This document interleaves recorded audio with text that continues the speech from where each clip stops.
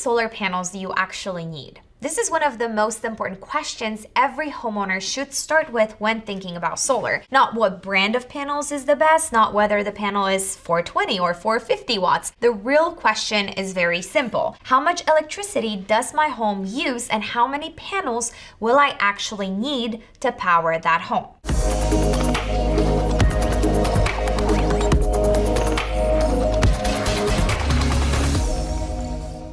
Hey guys, my name is Martyna and I'm with SolarTime. We've been installing solar systems in North Texas for over 10 years now. We have installed thousands of systems and have seen a lot of first-hand experience, many happy customers, and very, very good reviews. And now I'm not saying this to brag. I know it sounds like it, but I'm saying this because after all these years, we have seen almost every possible situation. Small homes with very high energy usage, large homes with surprisingly reasonable usage, roofs that are perfect for solar, roofs where solar really should not be installed or needs to be designed carefully. And I can tell you one thing. The biggest mistakes usually start when someone sizes a solar system by guessing. Very often, a homeowner will ask, how many panels do I need for a 2,500 square feet house? Or my neighbor has 25 solar panels, do I need the same amount of panels? Or I just want the same quote. And unfortunately, the answer is no. You cannot size a proper solar system based only on the size of the house. A home does not use electricity just because it has certain square footage. A home uses electricity because of air conditioning, pool pumps, well pumps, EV chargers, kitchen appliances, dryers, refrigerators, and everything else running inside the house. So two homes that are exactly the same size can have completely different electric bills. One home can have 12,000 kilowatt hours per year, and one home can have 25,000 kilowatt hours per year. Now, in that case, the number of panels needed will be completely different. This is why the first step is always the same.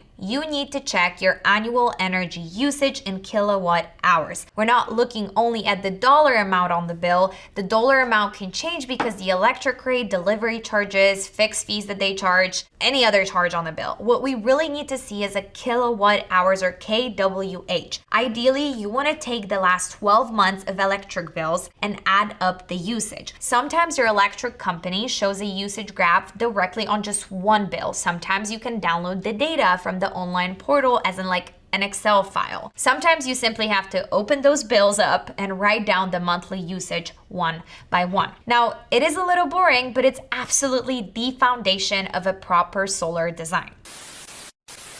I'm so sorry to interrupt you right now, but I forgot to ask for you to like this video, make sure to leave some comments down below, share your thoughts, and make sure to subscribe to the channel. It helps my channel grow tremendously. I really appreciate that. And now back to the video. So let's say your home uses 18,000 kilowatt hours per year. This is our starting point. Now we need to know how much energy 1 kilowatt of solar will produce in your specific location.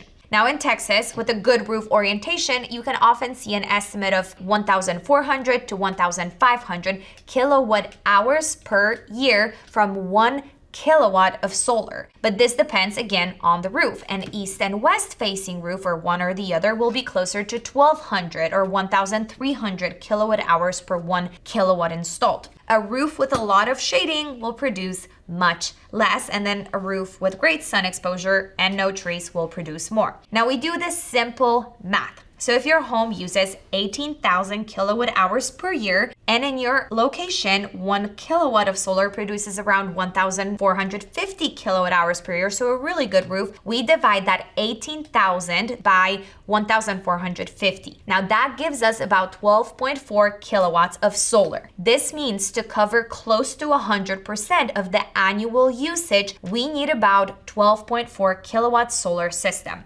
Now, if we're using 400 watt panels, which is 0.4 kilowatt per panel, we divide the 12.4 by 0.4, and that gives us 31 panels. If we're using 450 watt panels, which is that 0.45 kilowatt per panel, we get about 28 panels. And this is where a very important part begins, because the number of panels alone does not tell the whole story. What matters is the total system size in kilowatts, the annual production, and whether that system actually makes sense for your roof and your situation and your net metering policy. Now, very often people focus too much on getting the highest wattage panel, that 450 or 460 watt panel, because they think it's better than the 420 watt panel. But this is not always true. A higher wattage panel may simply be physically larger. So if you can fit 10 large 450 watt panels on one roof section, that's perfect south, and that gives you 4.5 kilowatts, but then you can also fit 12 smaller 420 watt panels in that same area.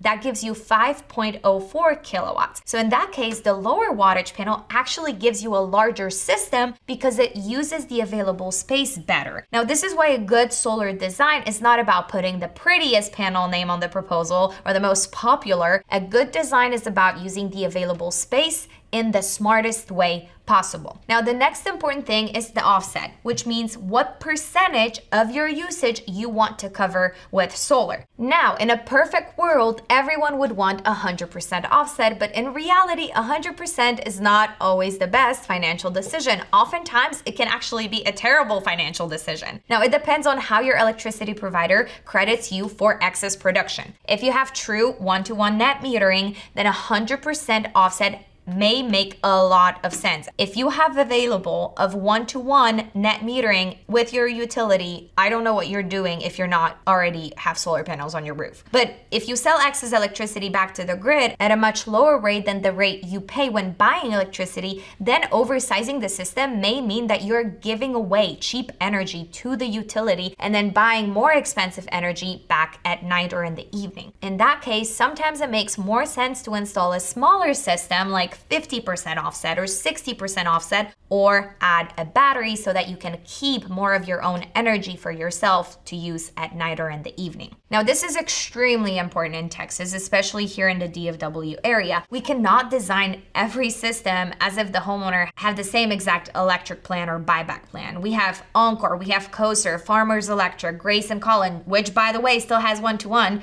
Different co-ops and different retail electric providers can all work completely differently. One homeowner may have a plan that works really well with solar, while another homeowner may have a plan where excess solar is credited at a much lower rate. This is why local experience matters so much. A local company should understand the reality of the electric bills, the buybacks, delivery charges, and what really happens after your system is installed and you start using your solar production. So if you are in DFW area or the North Texas area, I will drop my information down in the description below. Feel free to reach out to me for a solar quote, battery quote, or just advice to begin with. I can also help you find a good installer in your area based on the reviews. So you also have to be careful with promises. If someone shows you a very small system and tells you that your electric bill will almost disappear, ask them to show you the math. If you use 20,000 kilowatt hours per year and someone promises 15 or even 20 panels while promising huge savings, something is not right. On the other hand, if someone is pushing a very big system, more than what you actually need, you also need to be careful. Solar industry is full of scam artists. This is why you're here. This is why you're getting education on it so that you make the best decision for yourself. So the biggest system, it's not always the best system. The best system is the one that is properly sized to your usage, your roof, your electric